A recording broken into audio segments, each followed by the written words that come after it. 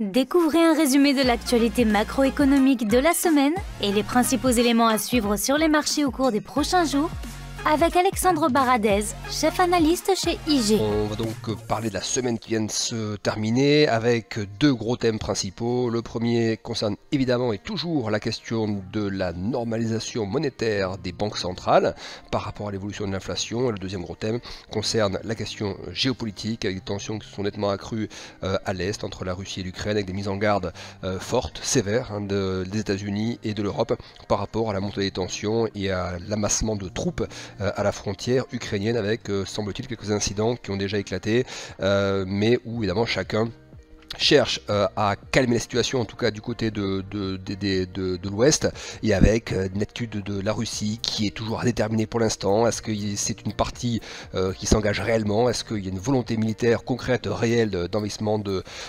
l'Irak, d'invasion, ou est-ce qu'il s'agit simplement de parvenir à un accord, à parvenir à valider par exemple le gazoduc Nord Stream 2 qui est toujours en attente de validation? Est-ce que c'est un coup militaire pour obtenir des garanties de sécurité? C'est ce qui est revendiqué par la Russie en tout cas, d'obtenir des garanties de sécurité de la part des pays de l'OTAN par rapport à certains dispositifs militaires. Et puis de l'autre côté, bien, les pays de l'OTAN, les pays de l'Ouest demandent des escalades claires de la part de la Russie et que les discussions, que la diplomatie peut continuer à prendre place s'il n'y a pas effectivement ces pressions militaires. Donc les marchés ont été rythmés cette semaine, surtout sur la fin de semaine en fait, milieu et fin de semaine ont été rythmés par ces questions fortes, donc sur la question géopolitique. Du côté des politiques monétaires, donc on a eu en début de semaine des déclarations de James Bullard, souvenez-vous, on en parlait dans notre dernier podcast, c'est ce membre de la Fed qui avait mis un petit peu le feu aux poudres sur les marchés financiers. Jérôme Powell, souvenez-vous, le président de la Fed s'était exprimé lors de la réunion de la Réserve fédérale il y a quelques semaines, et puis James Bullard était arrivé avec des propos un peu plus agressifs que ceux de Jérôme Powell, laissant clairement une porte grande ouverte à une hausse de taux de 50 points de base au mois de mars. Il était même favorable à une hausse de taux de 50 points de base en mois de mars, et puis avec un discours relativement dynamique. Là, il s'est exprimé en début de semaine en réitérant des propos toujours dynamiques. Il veut une normalisation de la politique monétaire qui ne soit pas trop tardive. Il a cependant ajouté deux petites choses qui peuvent avoir leur importance. Il a dit que la normalisation de la politique monétaire de la Banque centrale américaine devait se faire de manière non disruptive pour le marché. C'est-à-dire qu'il ne devait pas y avoir en gros de choc trop important, qu'il y ait un ajustement des valorisations, un ajustement des niveaux de taux également pour le marché obligataire, ce que l'on voit d'ailleurs se faire, des taux qui sont sensiblement remontés depuis le début de l'année, c'est une chose, mais il ne faut pas que ça se transforme en crack obligataire, que les taux remontent beaucoup trop vite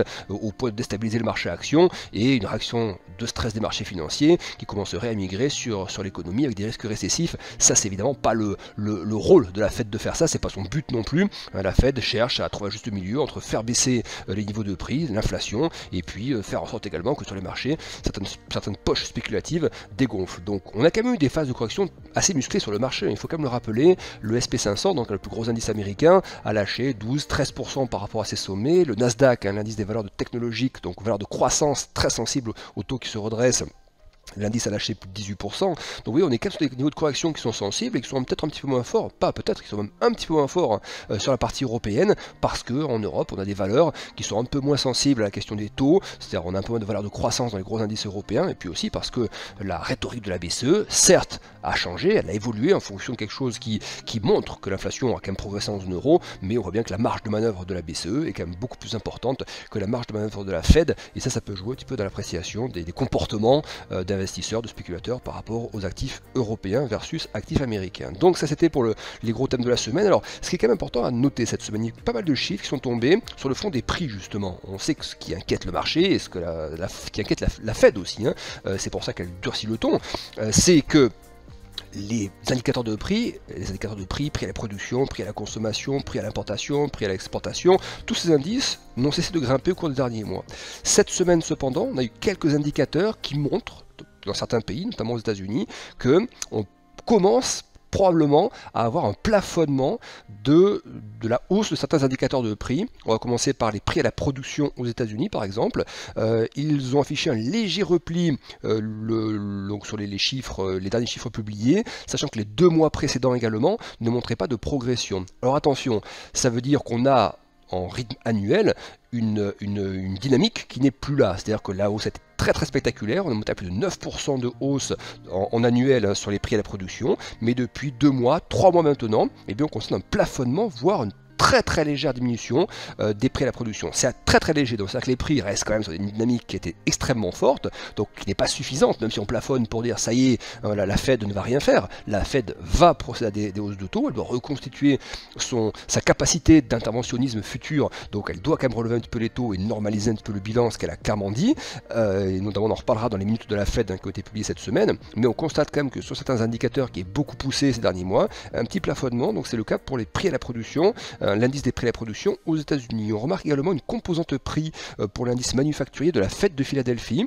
donc il y a plusieurs composantes, il y a tout ce qui est commandes, prix payés, voilà tout ce qui concerne différents items dans cet indicateur d'activité manufacturière, et on remarque que l'indicateur prix payé, donc qui est une composante de prix, eh bien elle se replie également, un petit peu en repli par rapport au mois précédent, et puis surtout sur les derniers mois affiche une forme de plafonnement aussi. On voit que cet indice-là, cette composante-là, ne progresse plus ces derniers mois. Alors elle reste quand même là aussi sur des niveaux historiquement assez élevés, mais il n'y a plus de dynamique de progression observée là-dessus, ce qui peut donc, ce qui alimente un peu ce sentiment que on commence à arriver probablement sur un plafond pour plusieurs indices de prix, notamment au niveau mondial et un petit peu aux États-Unis. On remarque même qu'au Japon, par exemple, les chiffres d'inflation qui sont tombés cette semaine montrent une inflation moins forte en rythme annuel sur les derniers chiffres qui ont été communiqués par rapport au mois précédent. On était à plus 0,5 sur le dernier mois, on était à plus 0,8 le mois précédent, donc il y a un tassement de l'inflation au Japon. On remarque également en Chine, c'est important, on a eu en début de semaine des chiffres sur la Chine qui montraient là aussi, une inflation moins forte qu'attendue en Chine, donc attention, c'est important pour la Chine, même très important, parce que c'est le début de la chaîne en fait. Si vous commencez à avoir des prix de matières premières qui n'augmentent plus trop, si vous commencez à avoir en Chine, là où les produits ou les biens sont manufacturés, ou donc la Chine qui a exporté jusqu'à présent cette inflation, qui a subi cette inflation, qui l'a exporté vers l'Europe et vers les États-Unis, si on voit qu'à la source finalement l'inflation ne progresse plus, que les prix à la production ne progressent plus, voire même se montrent en retrait par rapport au mois précédent, et bien c'est probablement le signe effectivement qu'on commence à arriver à des niveaux de progression des prix au niveau mondial qui commencent à plafonner, et le fait que la Chine envoie ces signaux, c'est plutôt relativement positif. Alors attention, ça ne veut pas dire que du jour au lendemain, les banques centrales vont dire on ne fait plus rien, on vous a fait un peu peur avec nos hausses de taux qu'on voulait faire cette année, mais on ne le fera pas. Non, on n'en est pas là du tout. Les banquiers centraux vont pas lâcher le pied, vont pas relever le pied pour l'instant. Il y a des messages qui doivent passer, des niveaux de taux qui doivent bouger aussi un petit peu, et la rhétorique, on le dit, la rhétorique de la BCE et de la Fed est aussi faite pour agir sur les taux et pour agir sur les marchés, pour leur envoyer des messages avant même que les taux ne soient réellement remontés. Et d'ailleurs, ces redressements de taux souverains, quand on voit les taux 10 ans en Europe, les taux 10 ans aux États-Unis, même les taux courts, le 2 ans américain et les 2 ans au niveau européen, on voit quoi? On voit que ces taux qui sont sensiblement redressés, eh bien c'est déjà le marché qui c'est comme si les hausses de taux avaient déjà eu lieu en fait, les taux qui se redressent, c'est-à-dire que le marché est déjà dans le pricing, dans l'anticipation de taux futurs, de hausses de taux futurs. Donc il y a déjà un effet en fait sur l'économie, il y a un effet sur les marchés, alors que la Fed et la BCE n'ont pas encore relevé leurs taux, et bien on voit déjà que les taux sont eux nettement redressés pour la partie des taux souverains. Donc ça veut dire que la rhétorique seulement de la BCE et de la Fed, sans même être passé à l'acte pour l'instant, a suffi à faire bouger les marchés dans le sens souhaité en fait, tout simplement. Donc ce qui voudrait dire ensuite que lorsque les banques centrales procéderont réellement aux hausses de taux, donc au mois de mars pour la Fed et puis plus tard cette année pour la BCE probablement, normalement les réactions de marché seront beaucoup moins acerbes, beaucoup moins réactives, parce que justement une bonne partie des hausses sera déjà intégrée dans les cours obligataires. Ce qu'il ne faudrait pas pour le marché action et pour le marché obligataire, c'est que cette rhétorique des banques centrales se muscle un peu plus. C'est-à-dire que maintenant que le message est envoyé, effectivement les marchés vont mettre un petit peu de temps à retrouver leurs esprits, mais pour ne pas qu'il y ait de baisse supplémentaire, en dehors des éléments géopolitiques, je parle, qui peuvent toujours évidemment influencer le marché, mais si les banquiers centraux ne gardent cette ligne de communication, mais ne la raffermissent pas dans les semaines qui viennent, normalement, ça signifie que les marchés ont déjà intégré une partie assez significative de l'impact de cette normalisation monétaire. On rappelle, toujours pour donner un petit motif de comparaison, entre 2014 et 2016, c'est la phase de normalisation de la politique monétaire lors de l'épisode de normalisation précédente, post-crise des subprimes. C'est un élément assez important à rappeler, mais les marchés américains avaient varié d'une quinzaine de pourcents entre les hausses et les baisses, entre les points hauts marqués et puis les plus bas des corrections durant cette phase de début de normalisation de la politique monétaire. On avait ce qu'on appelle un drawdown, c'est-à-dire des fourchettes de variation qui étaient de l'ordre de 15%. Donc on a déjà, je vous ai donné tout à l'heure les pourcentages de progression à la baisse, d'évolution plutôt à la baisse des marchés américains, donc c'est déjà des niveaux de correction qui sont à noter. Ça ne veut pas dire qu'on ira pas peut-être un petit peu plus bas, mais pour aller plus bas, encore une fois, il faudrait qu'il y ait des arguments forts, il faudrait que l'énergie monte toujours, il faudrait qu'il y ait du stress géopolitique qui progresse encore, ou que les banquiers centraux continuent de muscler leur discours, vous voyez. Mais là, on peut quand même dire que ce qu'a dit James Bullard, les propos de Jérôme Powell également, étaient quand même des propos particulièrement explicites, et donc le marché a quand même eu déjà maintenant bonne partie de temps pour intégrer ça dans ces niveaux de valorisation. Donc en tout cas, on remarque, c'est important, que dans plusieurs pays, des indices de prix commencent à montrer des signes de plafonnement, voire même de début de repli, si on regarde pour la Chine par exemple, ou le Japon. D'autres chiffres tombés cette semaine rapidement, les ventes au détail US, donc aux États-Unis, qui sont sortis en hausse beaucoup plus forte qu'attendu. Un effet de prix qu'il faut quand même noter, on note des progressions de ventes au détail par rapport à des montants en dollars, donc s'il y a de l'inflation, ça peut aussi justifier ou expliquer une partie de la progression, mais si on a ces données ajoutées de l'inflation, tout ne dépend pas non plus que de la hausse de prix.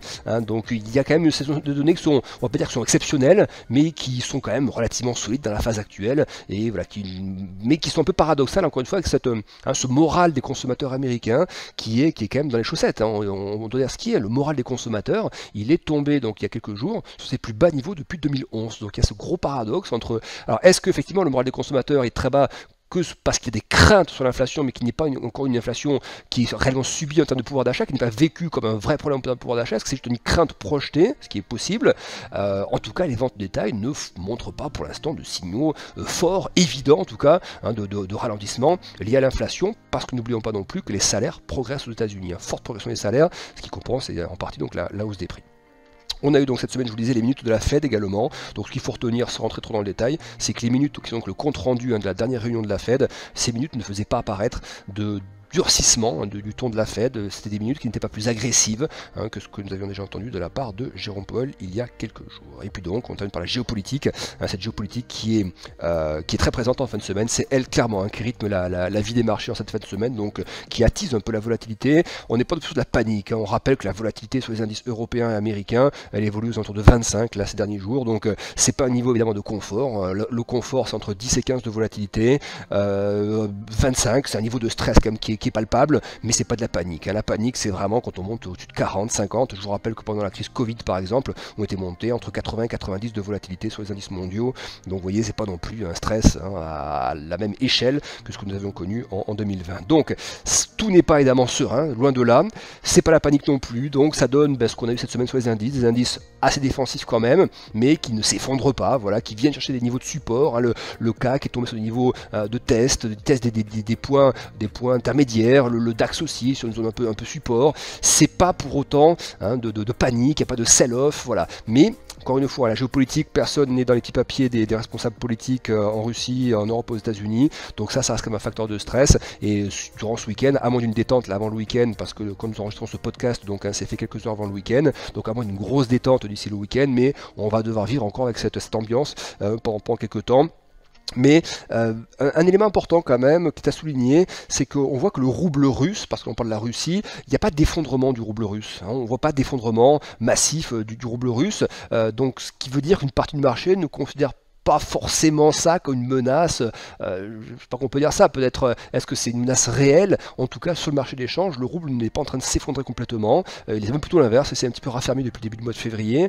Si on regarde également sur la question des matières premières, on voit que le pétrole, alors là le pétrole est en train de baisser, si on regarde le baril en Europe, aux États-Unis, le pétrole est plutôt en train de se replier. Alors ça c'est plutôt une crainte par rapport à la croissance, la crainte géopolitique, crainte qu'il y ait un conflit, voilà, ça fait plutôt, on le voit sur les indices actions, ça calme malheureusement l'appétit pour le risque, et le pétrole en fait un petit peu partie, mais on pourrait aussi dire, ouais, mais s'il y avait vraiment des craintes géopolitiques fortes, on pourrait aussi avoir des prix de matières premières, le gaz notamment, le gaz naturel et le pétrole le Brent, qui accélèrent à la hausse. Or c'est pas le cas, vous voyez. Donc il y a comme ça des signaux, les matières premières n'embrayent pas à la hausse malgré ces tensions géopolitiques. Elles avaient bien embrayé avant quand même au mois de janvier, mais là depuis quelques jours c'est plus le cas. Et idem pour le gaz naturel européen qui est fortement progressé il y a quelques mois. Là on est plutôt sur un schéma de détente depuis plusieurs semaines, c'est un tout petit peu retendu en fin de semaine, mais on peut pas considérer qu'il y a de la panique sur ce marché du gaz naturel européen qui est évidemment très très dépendant de la position de la Russie et de l'approvisionnement de la Russie.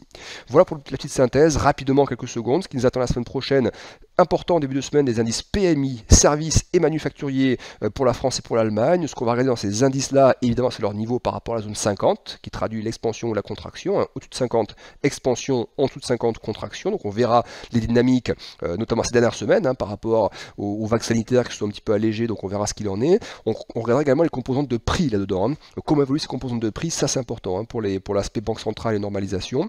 Mardi, on aura l'indice IFO en Allemagne, avec le climat des affaires en Allemagne. On aura également les PMI, services et manufacturiers pour les États-Unis. Là aussi, on regardera les composantes de prix, c'est ce qui me paraît le plus important dans ces prochains indicateurs la semaine prochaine. Confiance des consommateurs US, on aura celle qui est mesurée par le Conference Board, c'est pas celle qui est mesurée par l'Université du Michigan. C'est la deuxième mesure de la confiance aux États-Unis qui est faite par le Conference Board. Donc à surveiller également par rapport toujours, encore une fois, ces questions d'inflation, notamment. Mercredi, journée, il n'y a pas grand-chose mercredi, donc on passe la journée de mercredi. Jeudi, on aura le PIB américain, donc une nouvelle estimation du PIB américain pour le 4e trimestre. Et puis, des ventes de logements neufs. On aura également une membre de la Fed qui va s'exprimer, qui s'appelle Mester. Mais la journée, une des journées les plus importantes de la semaine sera probablement vendredi prochain. On aura les données sur l'inflation PCE aux États-Unis, notamment l'inflation Core PCE, qui est une des mesures d'inflation surveillées par la Fed. On sait qu'il y a le CPI, donc l'inflation classique, et puis la partie PCE et Core PCE, qui est une des mesures d'inflation très surveillée par la Banque centrale américaine. On aura également les commandes de biens durables aux États-Unis, important par rapport à la consommation notamment, et donc à l'inflation. Comment l'inflation est perçue, est-ce qu'elle repousse les comportements d'achat, est-ce qu'elle reporte les comportements d'achat ou pas. Donc c'est surtout vendredi, entre l'inflation et les commandes de biens durables, qu'on aura quelque chose d'important par rapport au risque inflationniste finalement, et puis on aura aussi des données sur le revenu personnel des Américains et le niveau de dépenses personnelles des Américains. Donc c'est clairement une journée vendredi qui sera une des plus importantes. Celle de lundi me paraît importante avec les PMI, mardi aussi avec les PMI US, mais pour la partie vraiment mesure de l'impact de l'inflation sur la psychologie des Américains, et donc voir aussi comment la Fed peut ajuster par rapport à ça, on aura un bon échantillon encore une fois là vendredi prochain. Encore merci de nous avoir écoutés. Bon trade et bon week-end avec IG.